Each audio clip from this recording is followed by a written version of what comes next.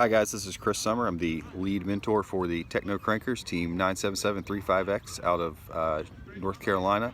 We're the Excellence Champions last year, and we're the Teamwork Champions this year from North Carolina, representing the state at Worlds. Last year was our first trip to Worlds, and this is our second, so I see a lot of questions online about tips and tricks, and so wanted to kind of give a little bit of background about what we experienced our first year and try to help some teams out as they get ready for their first year. So kind of starting as soon as you get there, you're going to arrive and you're going to check in. They'll give you a packet and you'll be able to go back to your booth as soon as the doors open. Doors open I think about 1 o'clock on Sunday. There's an agenda out there. As soon as you get there, robot inspection should be open. That's really the best time to kind of go and do that.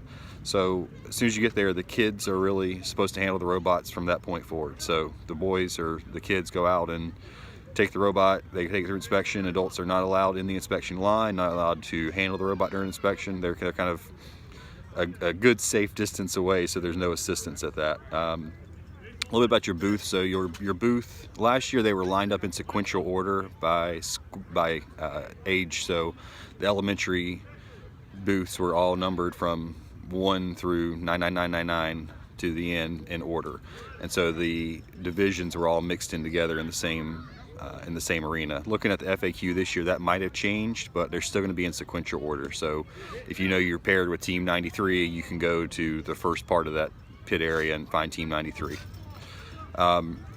Your booth will be about 10 by 10, I think. There's room in there to put a field. There's a table that comes with it and 2 chairs and a drop cord. So recommend bringing a power strip to plug in your battery chargers. We did take our field last year, and that turned out to be pretty good, because that way you could have other teams come over and practice with you. There's a lot of time in between matches, maybe an hour and a half between matches, so you got time to go get your teamwork partner, or maybe a couple of your teamwork partners to come out and practice with you and get ready for when you guys are on the field. So there's not a ton of room in the booth after you do that, but you'll manage. Judged awards like STEM, Design and Excellence, they have those. I think you have to have qualified through your state or regional meet to be able to do that, though. So you would have had to win one of those to be eligible to do that at Worlds, and that's something that the RECF folks will reach out to you to help organize. So day one, after you get set up, get inspected, they will open the skills fields. So last year there were about 16 or 20 tables set up in the lobby for skills, and so they'd run them 10 tables at a time and then rotate to the second group of 10. So last year there were, I think, about 600 teams at Worlds between elementary and middle and the IQ side. This year there's going to be closer to 800, and skills were really busy on the first day.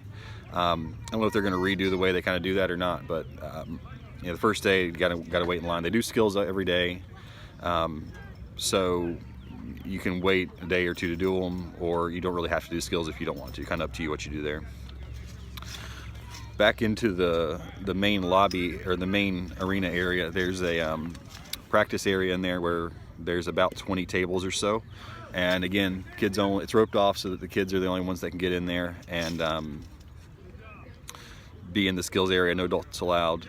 And there's about, like I said, about 20 fields, and they have a 10-minute timer. So you go in there, you have 10 minutes, your kids have 10 minutes to go practice. They can take a teamwork partner in there with them. If neither one of you guys has a field, you can go in there and practice for 10 minutes. Then when the alarm sounds, the field clears out, and the next group goes in. So that moves pretty good. First day it's really crowded, people trying to get in there and get on the field, but after that it's not super crowded.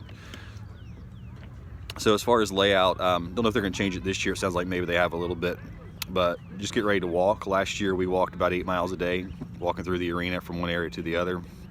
There are divisions. Last year there were 4 divisions in elementary, 4 in middle.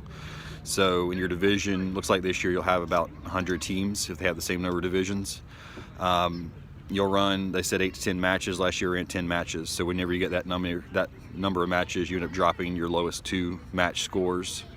But your division's really who you're kind of competing against throughout the couple days of qualifying. Like I said, 100 teams, so you're not going to go with every team, but you'll always be kind of in the same area on the same fields throughout the days.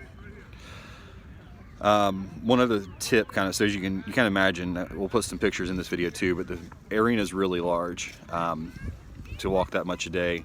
So you got 2 tips. Number one, probably bring a box to carry the robot in, whether it's a kind of a plastic tote or even a cardboard box or something, so the boys can walk around with the robot in a box. It was a number of times last year we saw teams get their robots bumped into accidentally, and something broke off the robot and they had to repair it right there on the spot.